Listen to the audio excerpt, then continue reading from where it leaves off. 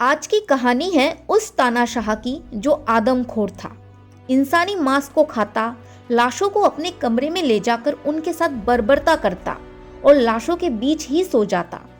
महिलाओं के जननांगों और छाती को काटकर उनसे बात करता, जो हिटलर को अपना आदर्श मानता और उसी की तरह ही गैस चैम्बर में लोगों को तड़प तड़प कर मरने के लिए छोड़ देता।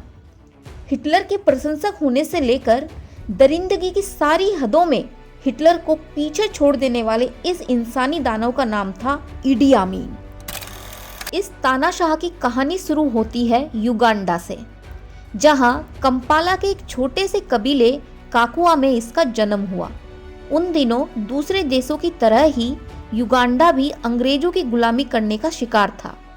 उसके जन्म के कुछ समय बाद उसके माता पिता अलग हो जाते हैं। ईदी आमीन की माँ अकेले ईदी आमीन की परवरिश करने में समर्थ नहीं थी। इसी वजह से चौथी कक्षा तक जैसे तैसे पढ़ाई करके ईदी आमीन छोटे मोटे कामों में लग जाता है। कहा जाता है कि काकुआ जनजाति के लोग बहुत खतरनाक और हिंसात्मक प्रकृति के हुआ करते थे। वे अपने पारंपरिक अनुष्ठानों में जानवरों और इंसानों की बलि दिया करते थे और उनका खून पीना उनके लिए आम बात थी। ईदी आमीन ये सब देखते हुए ही बड़ा हुआ था। सन 1946 में ईदी आमीन किंग्स अफ्रीकन राइफल्स में रसोइये के तौर पे शामिल हो जाता है, जो कि अंग्रेजों के द्वारा ही एक कंट्रोल्ड सैन्य शाखा थी। अंग्रेजों को खुश करने के लिए वो अपने ही लोगों के विरुद्ध अंग्रेजों की मदद करने लगता है, जिससे अंग्रेजों को युगांडा में राज करने में मदद मिलती है। अब 6 फीट 4 इंच लंबाई का दानवी कदकाठी वाला एक अनपढ़ आदमी, जो कि युगांडा की लोकल लैंग्वेज जानता हो और अपने ही लोगों के खिलाफ हो, ऐसे आदमी का फायदा आखिर ब्रिटिश सरकार कैसे नहीं उठाती। ब्रिटिश सरकार ने ईदी आमीन को काफी सारे स्पोर्ट्स साथ ही मिलिट्री की ट्रेनिंग भी दी। ईदी आमीन अंग्रेजों के लिए इतना वफादार हो गया कि अपने ही लोगों को मारने लगा। 1952 से 1960 तक चले माओ माओ विद्रोह में कीनिया और सोमालिया के विरुद्ध अंग्रेजों की तरफ से ईदी आमीन लड़ रहा था। वो इतना क्रूर था कि सामने वाले सोल्जर्स को जिंदा जमीन में गाड़ देता, कई बार उनके शरीर को बहुत बुरी तरह से क्षत विक्षत कर देता। अपने ही लोगों के साथ इतनी क्रूरता करने की वजह से वो अंग्रेजों का लाडला बन गया था। धीरे धीरे उसका ओहदा ऊंचा होता चला गया और वो अंग्रेज आर्मी का 2nd class highest army officer बन गया। उस समय किसी ब्लैक सोल्जर के लिए ये बहुत बड़ी बात होती थी। इसी सफर में उसकी दोस्ती होती है मिल्टन ओबोटे से। वो भी ईदी आमीन की तरह ही आर्मी ऑफिसर था और वो दोनों साथ मिलकर काम किया करते थे। धीरे धीरे ईदी आमीन अपना असली रंग दिखाना शुरू करता है। वो मिल्टन ओबोटे के साथ मिलकर ब्रिटिश गोला बारूद की स्मगलिंग करना शुरू कर देता है।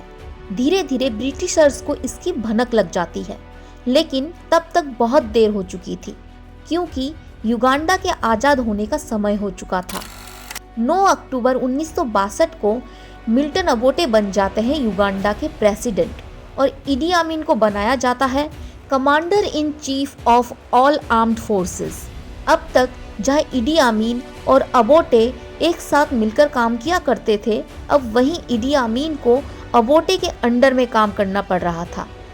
ये बात ईदी आमीन के ईगो को हजम नहीं हुई और ईदी आमीन धीरे धीरे मिल्टन ओबोटे के खिलाफ षड्यंत्र रचना शुरू कर देता है, लेकिन ओबोटे को इसकी भनक लग जाती है और वो ईदी आमीन का डिमोशन करके commander in chief of all armed forces से commander in chief of the army बना देता है, जिससे बाकी सारे आर्म्ड फोर्सेस से ईदी आमीन का प्रभाव हट जाता है।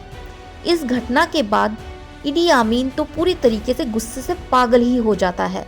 उसे बस अब एक मौके का इंतजार था। अब केवल उसे 2 चीजें चाहिए थी, प्रेसिडेंट का ओहदा और ओबोटे की मौत। पर यह सब इतना जल्दी भी होना संभव नहीं था। ईदी आमीन ने युगांडा के आम लोगों के साथ मिलना जुलना, उनके साथ मस्ती करना, उनकी समस्याओं को सुनना और समाधान करना शुरू किया, ताकि युगांडा के लोगों के बीच वो लोकप्रिय हो सके, और ऐसा वो चुपचाप लंबे समय तक करता चला गया। आखिरकार ईदी आमीन का एक सपना पूरा होने का समय आ ही गया।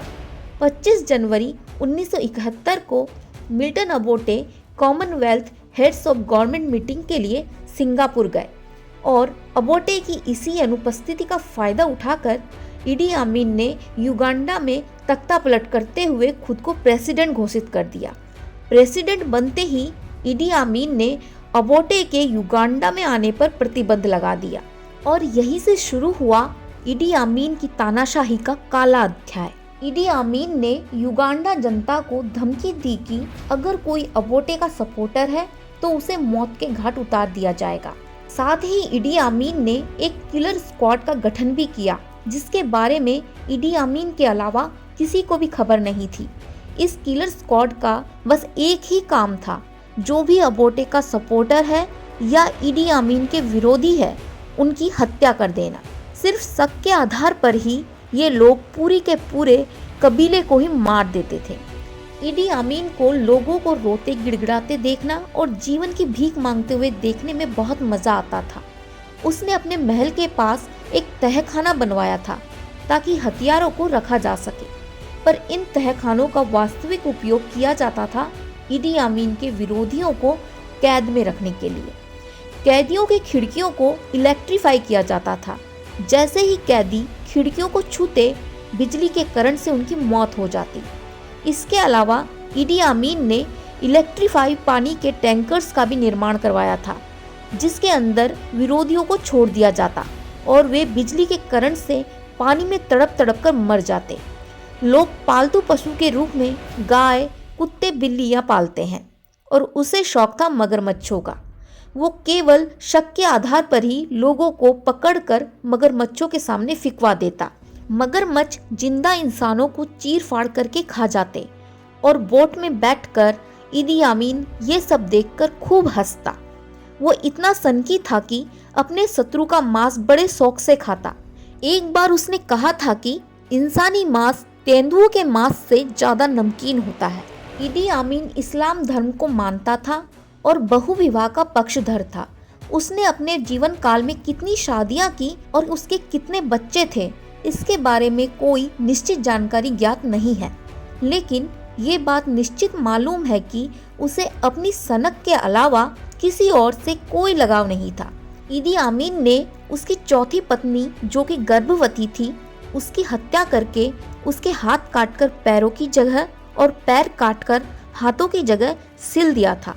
उसका एक नौकर जो अपनी जान बचाकर युगांडा से भागने में सफल हुआ था बताता है कि एक बार इडी आमीन की पांचवी पत्नी ने उस कमरे में जाने की जिद की जिसके अंदर इडी आमीन के अलावा केवल मुझे जाने की इजाज़त थी, वो भी सिर्फ साफ सफाई के लिए। पहले तो मैंने डर के मारे उन्हें अंदर नहीं जाने दिया, पर जब उन्होंने ज़्यादा जिद करी और मुझे कुछ पैसे भी दिए तो मैंने उन्हें अंदर जाने दिया। कमरे के अंदर 2 बड़े फ्रिज थे। जब उन्होंने फ्रिज को खोला तो आतंक के मारे चीख पड़ी और बेहोश हो गई। फ्रिज के अंदर उनके एक पुराने प्रेमी का कटा हुआ सिर रखा हुआ था। इसके अलावा काफ़ी अन्य सारे मानव अंग भी रखे हुए थे। उसने धर्म के नाम पर भी खूनी खेल खेला। वो स्वयं मुसलमान था और युगांडा को एक मुस्लिम देश बनाना चाहता था। इदी आमीन गैर मुसलमानों को मारकर युगांडा की नील नदी में फेंक देता था। मारे गए गैर मुसलमानों की संख्या का अंदाजा इस बात से लगाया जा सकता है कि नील नदी पर बना विक्टोरिया डैम गैर मुसलमानों की लाशों से जाम हो गया था। इस तानाशाही के बीच ही 4 अगस्त 1972 की सुबह को अचानक से इडी आमीन ने घोषणा करी कि युगांडा में कोई भी एशियन और यूरोपियन नहीं रहेगा, यहाँ बस युगांडियन ही रहेंगे।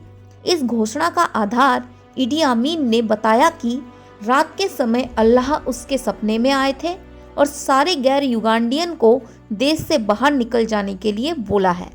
इडी आमीन का ये कदम युगांडा की अर्थव्यवस्था के लिए घातक साबित हुआ। युगांडा की गैर युगांडियन आबादी में ज़्यादातर भारतीय थे जो कि शिक्षित थे और युगांडा में उच्च पदों पर थे या बड़े व्यवसायी थे। युगांडा की 90% अर्थव्यवस्था इन्हीं लोगों ने संभाली हुई थी और जब इन्हीं लोगों को देश छोड़कर जाना पड़ा तो युगांडा की अर्थव्यवस्था एक झटके में तबाह हो गई। अपनी पावर और प्रभाव को बढ़ाने के लिए इडी आमीन ने तंजानिया पर हमला कर दिया। जहां वो बुरी तरह से हारा और तंजानिया ने युगांडा पर कब्जा कर लिया। इडी अमीन भागकर पहले लीबिया गया, जहां से बाद में सऊदी अरब चला गया, जहां मल्टीपल ऑर्गन फेलियर से 2003 में उसकी मौत हो गई और इस तरह आधुनिक काल के एक क्रूर तानाशाह का अंत हो गया। और अगर ये वीडियो आपको पसंद आई हो तो प्लीज़ चैनल को लाइक करें, शेयर करें और सब्सक्राइब करें। Thanks for watching.